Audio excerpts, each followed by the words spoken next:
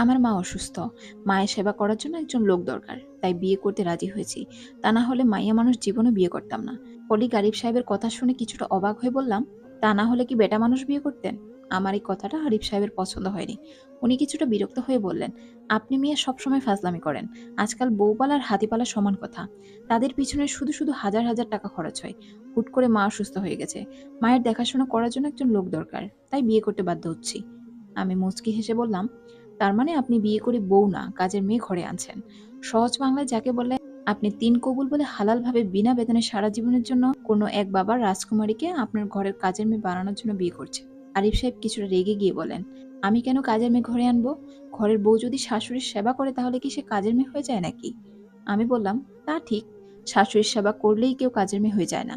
কিন্তু আপনার মনে রাখা উচিত, আপনার বউ আপনার মায়ের সেবা করতে বাধ্য না। কোরআন হাদিসে কোথাও লেখা নেই শাশুড়ির সেবা করা পুত্রবধূর জন্য ফরজ। বরং এটা লেখা আছে, মায়ের সেবা করা সরাসরি ফরজ পুত্রের বা সন্তানের ওপর। আপনার স্ত্রী যদি আপনার মায়ের সেবা করে তাহলে সেটা অনেক সওয়াবের কাজ হবে। কিন্তু সে যদি সেবা করতে না চায়, তাহলে আপনি তাকে কোনোভাবে জোর করে সেবা করানোর জন্য বাধ্য করতে পারবেন না। আপনার মা আপনাকে জন্ম দিয়েছেন, আপনাকে বুকের দুধ খাইয়েছেন। আপনি আপনার মায়ের সেবা করতে বাধ্য। বিয়ের পর আপনার বউ যদি আপনার মায়ের সেবা করে, তাহলে সেটা আপনার সাত কপালের ভাগ্য। তাই দয়া করে মায়ের সেবা করার জন্য লোক প্রয়োজন তাই বিয়ে করছি, এই টাইপের নিম্নমানের কথা বলে নিজেকে ছোটলোক হিসেবে প্রমাণ করবেন না। আমার কথা শুনে আরিফ সাহেব আমাকে বউয়ের গোলাম, মাইয়া মানুষের দালালি উপাধি দিয়ে চলে গেলেন। অফিস শেষে যখন বাসায় ফিরছিলাম, তখন খেয়াল করলাম এলাকার এক বড় ভাই সামনের দিকে সিগারেট টানছে আর ফোনে কাকে যেন অকথ্য ভাষায় গালাগালি করছে। উনি ফোন রাখার পর আমি তাকে জিজ্ঞেস করলাম, ভাই কোনো সমস্যা? বড় ভাই আরেকটা সিগারেট ধরিয়ে রাগ আর বিরক্তি সুরে বলল, আর বলিস না, আমার মা অসুস্থ হয়ে ঘরে একা পড়ে আছে। আর বউ 2 দিনের কথা বলে বাপের বাড়ি গেছে। এখন 3 দিন হয়ে গেল আসার নাম নাই। আরো বলে কিনা 1 বছর পর বাপের বাড়ি আসছি, আরেকটা দিন থাকি, বাসায় আসুক আগে, বাপের বাড়ির রং আমি বের করছি। আমি তখন বড় ভাইকে বললাম, আপনার মা অসুস্থ, আপনি মায়ের পাশে না থেকে এখানে বসে বিড়ি টানছেন কেন? যতটুকু জানি ভাবি যথেষ্ট সেবা যত্ন করে চাচি।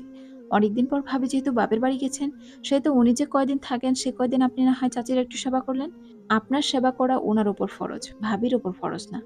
আমার কথাগুলো বড় ভাইয়ের মোটেও পছন্দ হয়নি। উনি ছোটবেলা থেকে বাংলা ভাষা যত গালাগালি শিখেছেন সেগুলোও আমায় দিলেন। আমি সবগুলো শুনে মাটিতে হালকা থুথু ফেলে চলে আসলাম। বাসায় এসে মায়ের রুমে গেলাম। মায়ের পায়ের পাশে বসে মায়ের দিকে কিছুক্ষণ তাকিয়ে রইলাম। এমন সময় আমার স্ত্রী শ্রাবণী এসে আমার কাঁধে হাত রেখে বলল, এত চিন্তা করছো কেন? মা ঠিক হয়ে যাবে। আমি মাকে নিয়ে গিয়ে সব টেস্ট করিয়ে এসেছি।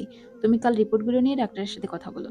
আমি শ্রাবণীর হাতটা শক্ত করে ধরে বললাম, তুমি না থাকলে আমার যে কি হতো?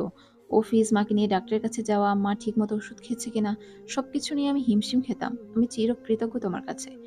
শ্রাবণী আমার মাথায় চুলগুলো ঠিক করতে করতে বলল, এত ইমোশনাল হতে হবে না। উনি শুধু তোমার মা না, আমারও মা। রাত হয়েছে অনেক, তুমি গিয়ে শুয়ে পড়ো। আমি আজ মায়ের সাথে ঘুমাবো। সংসারে বউ শাশুড়ির মধ্যে ঝামেলা হবে, মনোমালিন্য হবে, এটা স্বাভাবিক। এই সমস্যার সমাধান আপনাকেই করতে হবে। মাকে বোঝাতে হবে মেয়েটা নিজের পরিবার সবকিছু ছেড়ে এই পরিবারে এসেছে, তার ভুল ত্রুটিগুলো যেন মাফ করে দেন। আবার স্ত্রীকে বোঝাতে হবে মা আপনাকে জন্ম দিয়েছেন, ওনার বয়স হচ্ছে, তাই ভুলভাল কিছু বলে ফেললে সেটা শুনে যেন কষ্ট না পায়। একটা অন্য পরিবারের মেয়ে যখন আপনার সংসারে এসে দেখবে আপনি আপনার বাবা মায়ের সবসময় যত্ন নেন, তখন সেই মেয়েটা আপনার সন্তুষ্টির জন্য হলেও নিজের ইচ্ছায় আপনার বাবা মায়ের যত্ন নেবে। তুমি কেন আমার বাবা মায়ের যত্ন নাও না? এই কথাটা রেগে গিয়ে আপনার স্ত্রীকে না বলে বরং এটা বলুন, আমি তোমার কাছে কৃতজ্ঞ তুমি তোমার সাধ্যমতো আমার বাবা মায়ের সেবা করছো। বিশ্বাস করুন, এই কথাটা আপনার স্ত্রীকে বললে সে আপনাকে খুশি করার জন্য হলেও আপনার বাবা মায়ের যত্ন নেবে। লেখাটা আবুল বাশার পিয়াস ভাইয়ার ওয়াল থেকে নেয়া।